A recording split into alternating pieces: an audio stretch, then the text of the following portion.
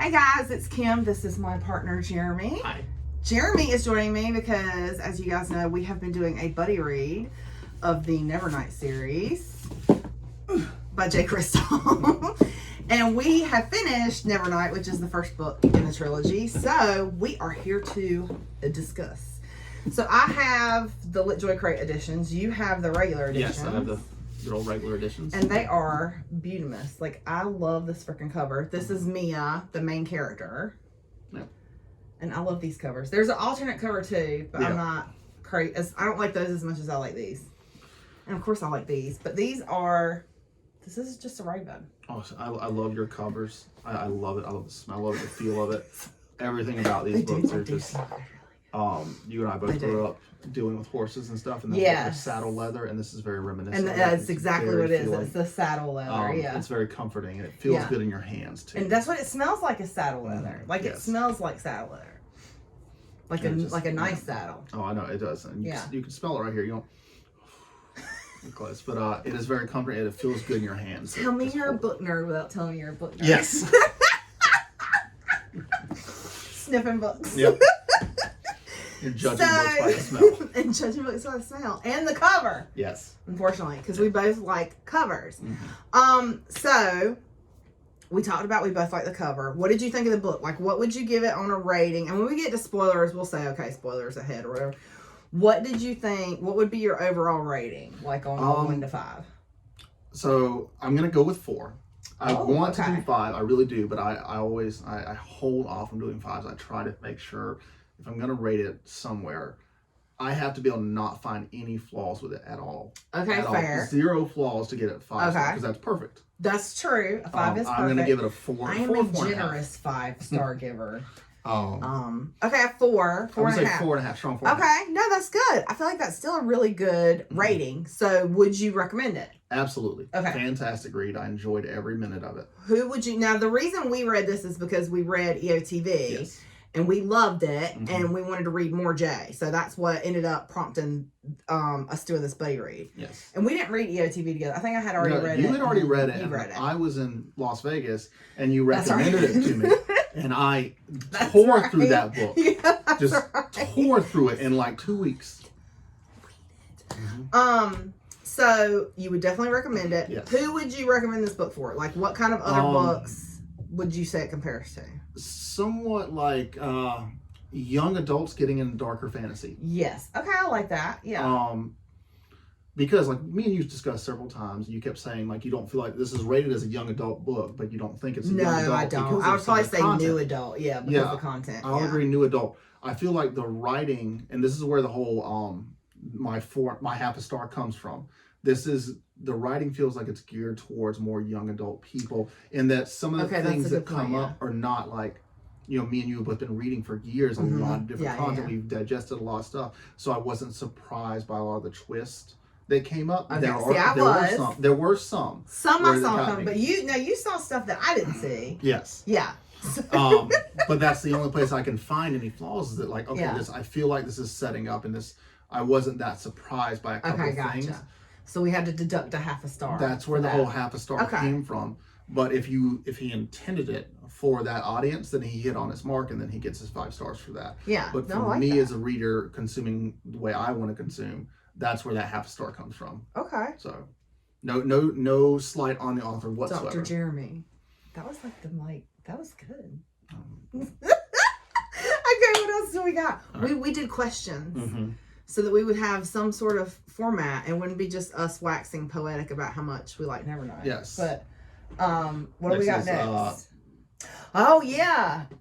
So who was your favorite character? I would have to say hands down Mr. Kindly. Oh my god, yes. I mean, are we worrying about spoilers Mr. Kindly is sorry y'all. We didn't you meet Mr. Kindly kind of early, but spoiler alert. My rating, because I didn't do my rating, I would well, you know what? I'm not going to give it a 5 because it wasn't not put downable. I really loved it. I still love it, but I probably wouldn't give it a 5. So I'll probably go with you, like a 4.5. I also will come back to another Definitely question. worth reading. Would definitely recommend it. But I guess we should just go ahead and say, like, spoilers ahead, because We're not going to be able to help ourselves. Also, so Mr. Conley. Yes, there's another reason. I love Mr. Conley. Mr. Conley is a side character, but Mr. Conley is quite cheeky, and I love how smart aleck he is. Yeah, I love he does not care, no nonsense. When he comes in, he doesn't like, care. I'm just going to hit you with it. And that's not the truth. anything or anybody. Nope. Except for the symbol. Yeah. Yeah, that didn't go too well. Cares. Yeah, that's the one time when he was like, he was like, yep. All right. What do we got next? Do you have a favorite side character, and what did you think of the side character? We just said it's Mr. Conley. It is. It's Mr. Conley. Wait, do you have a second favorite side character? I mean, I'm gonna say, well, I can't. Can I have a character that I like. Okay. But I do not remember the character's name off the top of my head. Okay. But who is that? I don't want to spoil her. The first member of the church that they meet in the desert. Neve. I don't know how you say her name. Neve. But yeah, she's one of my favorites too. She's a good, one of my favorites. Like in a world full of horrible people, she's a good wholesome and character. She has Mia's back. Yes. Yeah, except when she can't, because there's a point when she's like, even I can't touch this. So yeah, but she's a good wholesome character. I love those. I'm always attracted to those characters that, despite everything around them, they stay true to themselves. Yeah. Yes. No, I love that. Okay. I like this. This is nice having this like back and forth. Right, favorite moment. Ooh. For me, it was the twist. Oh, and you know, the other moment was the moment with Trick. When that whole moment, so there's this big twist that comes right where you think the story's going one way and it goes another way, and Mia had orchestrated all of it. He saw it coming, I didn't see it coming. And Trick's reaction to that, and his kind of like seeing his kind of how his view of her changes. Yes. That for me was one of my favorite moments. What about you? What's your favorite one of my favorite moments was also involving Trick. It wasn't the same moment though. I love Trick's backstory when it finally got revealed. Yes! Oh my gosh! Reading that. I'm like, I want a whole nother book just about this. I know, like Trick's book, like a novella. Yes, like a novella exactly. that's about that would Trick. Be fantastic. Oh my gosh, y'all, like Trick. Like I feel like broke Trick. My heart. It broke my heart too, and so like I was holding out hope so bad. I was like, maybe he's okay. We still don't know. I mean, it could be like Game of Thrones. Spoiler.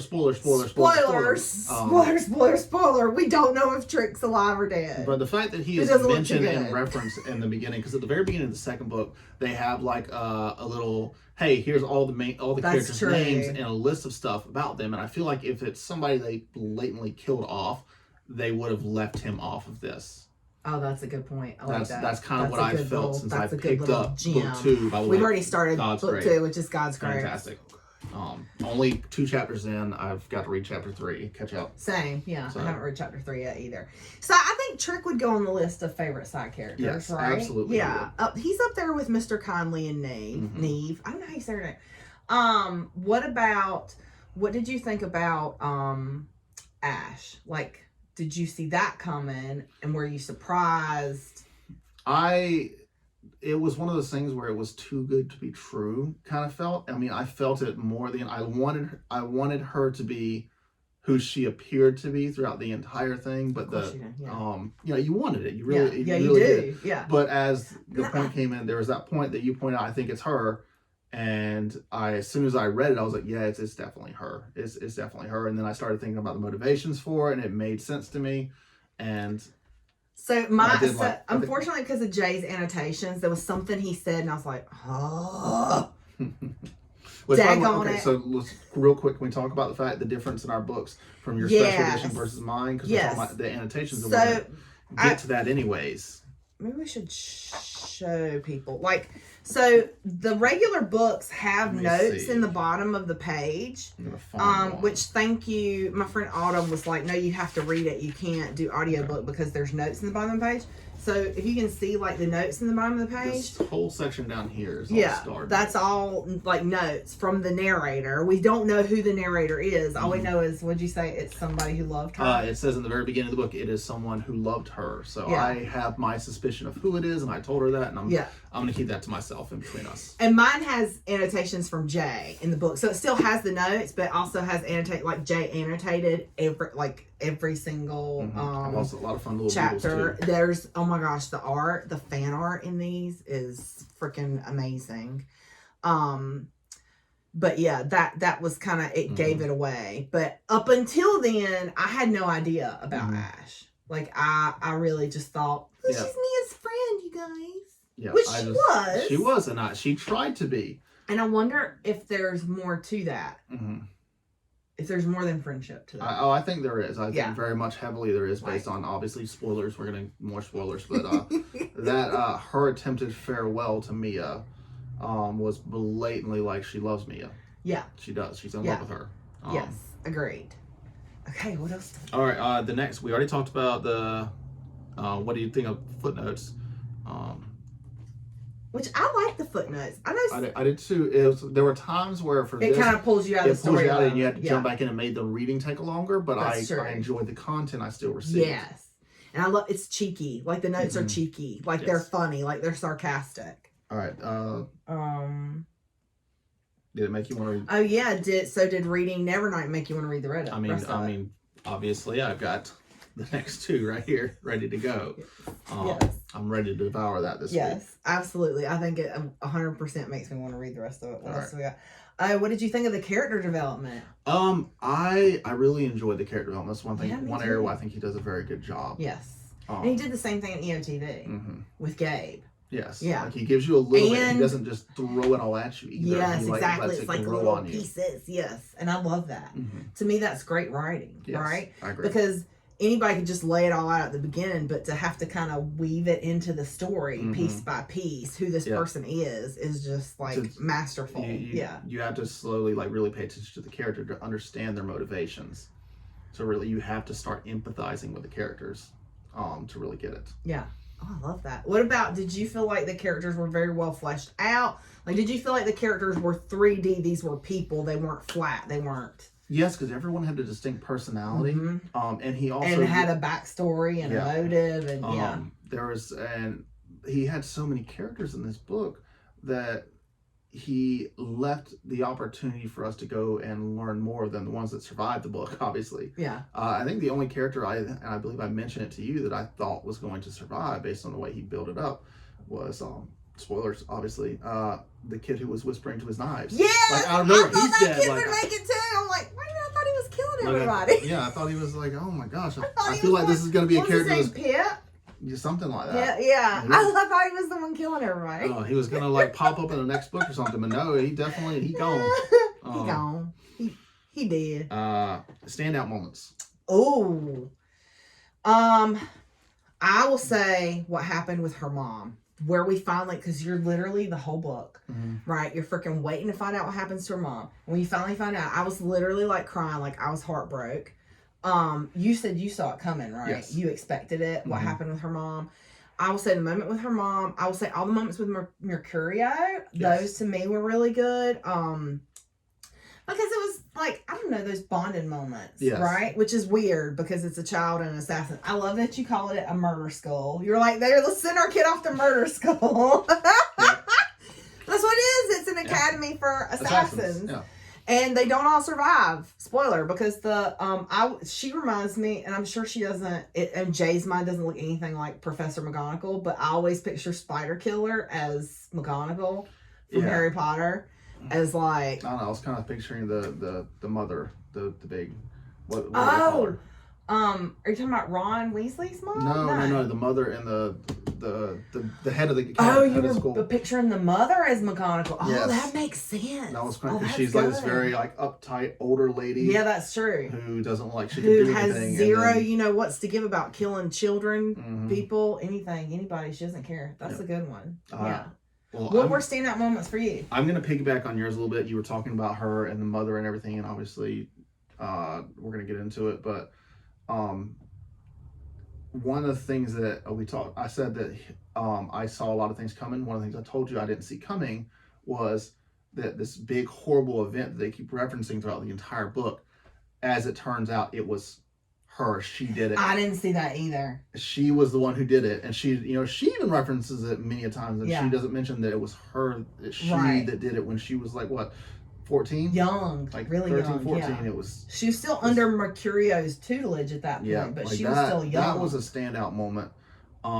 Anything with the library too. Yes, I love the library and the bookworms. Yes, the bookworms. I'm gonna add those into my favorite side characters because the fact that they deserve their own like recognition, like because they're giant monsters. They're these giant monster. I think of the monsters from Tremors. You ever watched that movie Tremors? Oh, of course. And they just like come out of nowhere, will eat whoever is offending the library, and disappear. And did you see the whole thing about like I had my suspicions about the keeper of the library. I did not see that. I can't remember his name. Was that his name? Yeah. Elias or either way, I just picture an old, tiny, withered little man with glasses and a cigarette in his mouth. Yeah, the guy from I picture Maester Aemon from Game of Thrones. That's who I picture something similar as the librarian, but.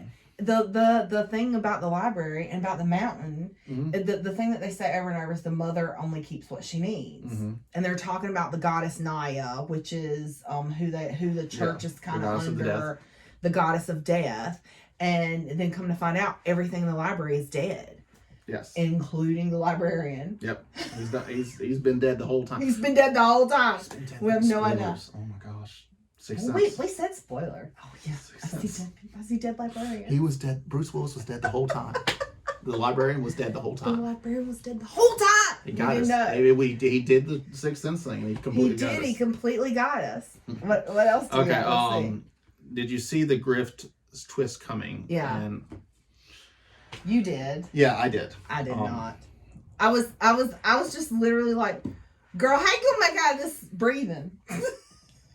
Yeah, I was reading it I was somewhere sitting down reading it, and she had already gotten ahead of me, and I stopped reading and paused and put the book down. I sent a picture of her right where I was at, and I was like, this is exactly where I'm at. I feel like this is what's going to happen. And I can picture her face in my head, like, just, you freaking spoiled whatever, you got everything. I know. I was like, take on it. I was like, well, you're not wrong. Yeah. Which is the southern way of saying, yeah, you're right. Yeah, you're right. Well, you're not wrong. To be fair, there was another twist that I saw coming from the very beginning, and I told you about. Yes. The notes thing was the one that I suspected, but I did not see the other stuff. Like, I suspected that she knew what the plot was and left her notes to be discovered. Yes. But the other stuff. Well, like the whole thing with her brother, like I laid it out for you very early on. Like, this is based on everything I've ever read in fantasy and all the different lores I've read or watched or consumed in some way. One of three things happened with him. This, A, B, or C. And sure enough, I think it was A that happened. I was like... Yeah. Yeah. So here's what they're trying to make you believe, but it's actually going to be either A, B, or C. Yeah. You were not wrong. And that's where it goes back into... talk about my final thoughts. What else do we got? Oh, okay, yeah. Going back into the 4.5 stars versus 5 is, I talked about the things that, like, I wasn't very surprised by some things. I felt like they were kind of like the general tropes of fantasy. Okay.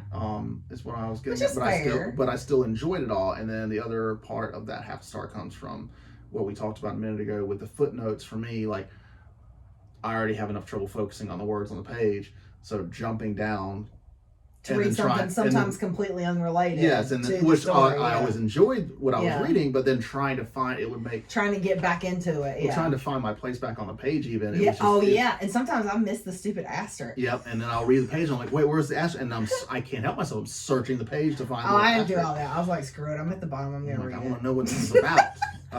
But yeah, I'm not going looking for that. It did make it a little bit sometimes challenging to read it, but I still enjoyed all the content I was consuming. Yeah, same. I haven't read a single like footnote that I didn't enjoy. And also Jay makes comments in his annotations. He's like, another footnote. So I think even Jay, like, it's probably been so long since he wrote it. Yeah. He's probably reading it and like, geez, Jay. You got to be able to enjoy yourself. But I love it. I think it was a good story. I think it's definitely worth reading. I don't know that I would reread it, but I'm not a big rereader. Now, you reread if you really love a series. So would you reread? After this, if I wanted to reconsume this content, I would go with probably an Audible. audiobook. I would audiobook it because we were debating. Like I was like, I audiobook so many things. Maybe I'll just do that. But like we were talking about with the footnotes. Now I know about the footnotes now. I can go through and consume the story and be okay without reading the footnotes again. I am interested to see if I do the audiobook, that if the footnotes are in there. If they yeah, no, I'm curious about that too. If they're included in the audio. If it's the narrator, the whole point of the story is it's being told from a narrator perspective. So I would not be too surprised if they did slip that in. Yeah. I'm because I'm pretty sure they say at the beginning, right, that Mia's not gonna survive the story. Yeah, no, that like I'm pretty sure they say like early on in the book, like she's not gonna make it. Yeah, the narrator is hinting that she's dead and gone, but once again, like I said, in all like old fantasy and storytelling tropes, that could be a bait and switch. Okay, gotcha. How many stories have you read where at the very end of it, everyone thinks the main character's dead and really he slipped off to just live in peace? Jon Snow. I actually just did that with another series I really enjoyed reading that I listened to. I'm not going to spoil anything, but yeah, one of the main characters, they ended it. Everyone thought the character was dead, and it turns out, and I'm just going and living their best life. After Game of Thrones, unless your head is separated from your body, I don't believe it. I don't believe they're dead. That's why we're holding out hope for Trick. That's why we're holding out hope for Trick. We're like, come on, Trick. He said, this is bullshit. I'm done with this. That's right. Doing his own thing. He's like, I'm going to just run off in the whisper ways. But, so the epilogue, right, where Mia and Trick had made this promise to each other, right, that they would help each other see their vengeance. Yes. And Mia, spoilers, but we've been spoiling this whole time, so if you're still here, like, what did you think of that? I was very happy with that. I was too. Oh man. I was too. I was super happy with that. Yeah. I was very happy. Yeah. So Mia sees through Trick's vengeance for him because, Trick is not able to. Yeah. So, yeah. So, I would say both of us probably agree on the 4 to 4.5 stars. Yep. Would definitely recommend. Might would reconsume in an Audible. Yes. And definitely going to finish the series. So when we finish God's Grave, we'll do another video. Right. Is there anything else you can think about? Not right now. Okay. All right, y'all. Go read freaking Nevernight by Kristoff.